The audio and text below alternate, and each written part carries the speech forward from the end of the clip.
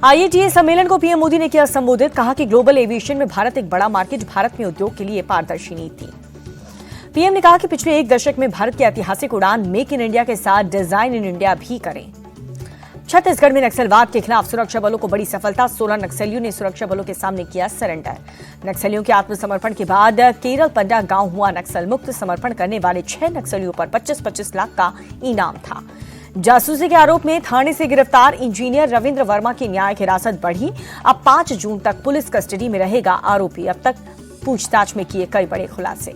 लुधियाना पश्चिम विधानसभा उपचुनाव के लिए बीजेपी प्रत्याशी जीवन गुप्ता के नामांकन किया। प्रदेश अध्यक्ष सुनील जाखड़ और रवनीत सिंह बिट्टू रहे मौजूद। हिमाचल के सोलन में बीजेपी की कोर ग्रुप की बैठक। बीजेपी अध्यक्ष जेपी नड्डा की अध्यक्षता में हुई मीटिंग।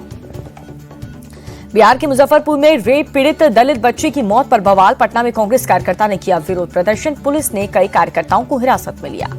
बच्चे की मौत पर पटना में कांग्रेस कार्यकर्ताओं ने किया जमकर प्रदर्शन। बच्चे की मौत के लिए नीतीश सरकार को ठहराया जिम्मेदार। कानून व्यवस्था पर उठाए सवाल। मुजफ्फरपुर में नाबालिग लड़की की मौत पर तेजस्वी ने सरकार पर साधा निशाना। कहा कि बिहार में डबल इंजन की सरकार पूरी तरह से फेल है। बिहार में अपराधियों का बोलबाला है। तेजस्वी यादव का सीएम नीतीश पर निशाना। कहा कि सीएम राजनीतिक कार्यक्रम में व्यस्त हैं। सरकार के पास पीड़ित परिवार से भी मिलने का समय नहीं।